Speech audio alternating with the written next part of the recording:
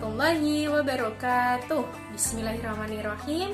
Alhamdulillahirrabbilalamin. Wabihi nasta'in ala umuri dunya waddin.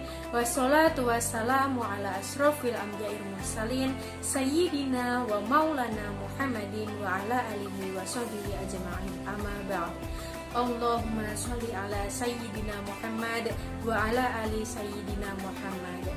Anak-anakku yang sholih dan anak-anakku yang sholihah yang sedang di rumah saja, bagaimana kabarnya? Insya Allah kita semua selalu dalam lindungan Allah Subhanahu wa Ta'ala. Amin ya Robbal Alamin. Anak-anakku yang sholih sholihah, pada kesempatan kali ini kita akan membahas pendidikan agama Islam dan budi pekerti kelas 6 pelajaran pertama yang bertemakan indahnya saling menghormati. Nah, anak-anakku, sebelum kita belajar, marilah kita bersama-sama membaca doa sebelum belajar. Bismillahirrahmanirrahim. Raditu billahi robba wa bil islami dina wa bi muhammadin nabiyya wa rasula. Rabbi zidni ilma warzuqni fahma. Amin ya rabbal alamin. Anak-anakku yang sholih dan sholihah, surah Al-Kafirun dalam Al-Quran merupakan surah urutan ke-109. Surah Al-Kafirun ini memiliki beberapa ayat. Jumlahnya ada 6 ayat. Surah Al-Kafirun mengisyaratkan tentang pupusnya harapan orang-orang kafir Quraisy Mekah pada zaman itu terhadap Nabi Muhammad SAW. Nabi Muhammad SAW tidak mau mengikuti tata cara beribadah orang-orang kafir Quraisy. Mereka dipersilahkan beribadah menurut ajaran agamanya masing-masing. Anak-anakku, surah Al-Kafirun ini tergolong surat Makkiyah karena diturunkan di kota Mekah setelah surah Al-Ma'un. Dinamakan Al-Kafirun yakni memiliki arti orang-orang kafir, diambil dari ayat Al-Kafirun yang terdapat pada potongan ayat pertama pada surah ini. Anak-anakku yang sholih dan sholihah, marilah kita bersama-sama membaca surah Al-Kafirun. A'udzu billahi minasyaitonir rajim. Aku berlindung kepada Allah dari godaan setan yang terkutuk. Bismillahirrahmanirrahim. Dengan menyebut nama Allah yang Maha Pengasih lagi Maha Penyayang. Qul ya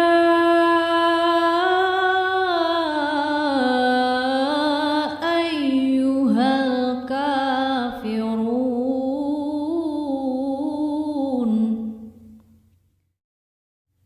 Katakanlah, wahai orang-orang kafir, la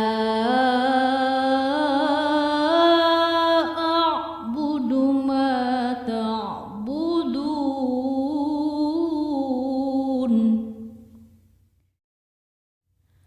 Aku tidak akan menyembah apa yang kamu sembah. Wala antum abiduna ma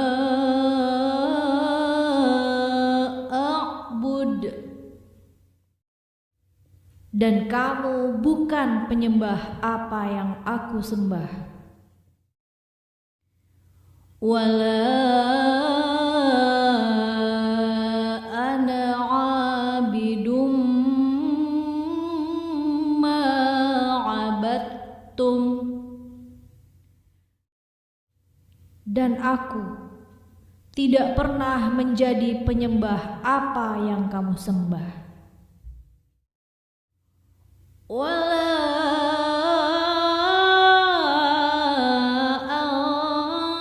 antum abidun ma a'bud, dan kamu tidak pernah menjadi penyembah apa yang aku sembah. Lakum dinukum waliyadin.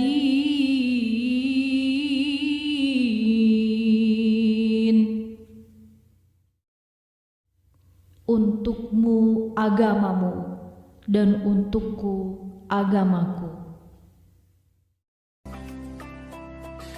Nah, anak-anakku yang sholih dan anak-anakku yang sholihah, kita sudah bersama-sama membaca surah Al-Kafirun. Sekarang, marilah kita bersama-sama mengetahui apa itu arti ayat-ayat surah Al-Kafirun dan memahami isi kandungan yang terdapat di surah Al-Kafirun ini. Adapun ayat yang pertama memiliki arti, katakanlah Muhammad, wahai orang-orang kafir. Maksud dari isi kandungan ayat tersebut adalah ayat ini menunjukkan perintah Allah Subhanahu wa taala kepada nabi kita, Nabi Muhammad SAW. Perintah ini dikhususkan untuk disampaikan kepada orang-orang kafir. Anak-anakku, sebenarnya orang-orang kafir di sini memiliki banyak makna. Apa saja makna tersebut?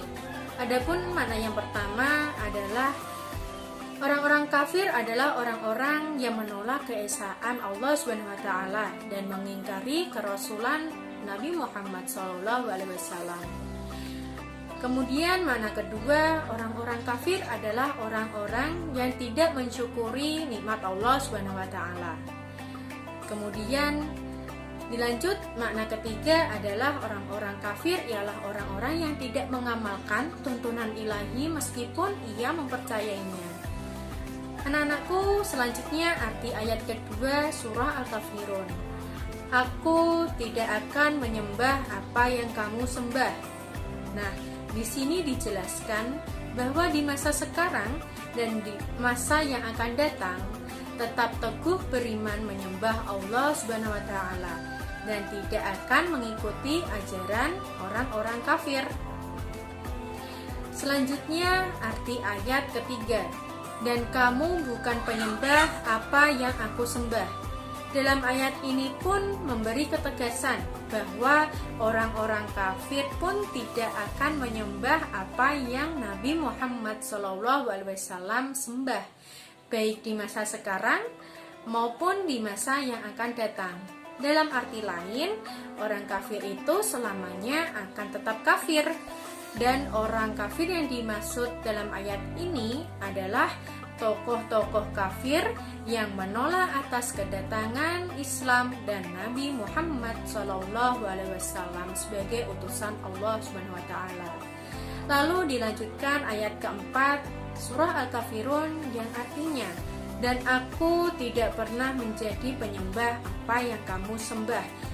Kesan pertama yang diambil dari ayat ini adalah ketetapan bahwa Nabi Muhammad SAW dalam menyembah Allah Subhanahu wa taala.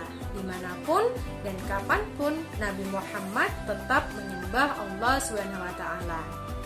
Lalu, lantas bagaimana dengan orang-orang kafir? Ternyata anak-anakku, orang-orang kafir menyembah lebih dari satu Tuhan. Apa yang mereka sembah sekarang tidak sama dengan apa yang mereka sembah di saat yang akan datang. Dan ini membuktikan bahwa orang kafir dalam menyembah Tuhannya, mereka berbeda-beda setiap saat. Nah, anak-anakku yang sholih-sholihah, kita lanjutkan arti ayat nomor 5. Dan kamu tidak pernah pula menjadi penyembah apa yang aku sembah. Ayat ini merupakan gambaran bahwa orang-orang kafir dalam menyembah Tuhannya hanya berdasarkan hawa nafsu. Sebaliknya, bagi umat Islam dalam menyembah Tuhannya, yakni Allah Subhanahu wa taala, berdasarkan atas petunjuk ilahi. Demikian juga tata cara orang Islam dalam beribadah sangat berbeda dengan orang-orang kafir dalam bertata cara mereka melakukan ibadahnya.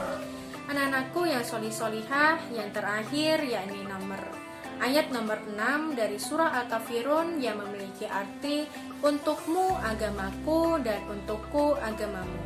Ayat ini mengandung makna adanya kebebasan dalam beribadah bagi kaum kafir. Nabi Muhammad SAW pun bersabda, atas petunjuk Allah SWT, silahkan kalian beribadah sesuai dengan cara-caramu dan aku beribadah sesuai dengan cara-caraku. Beribadahlah sesuai dengan ajaranmu dan aku beribadah sesuai dengan ajaran Islam, agamaku.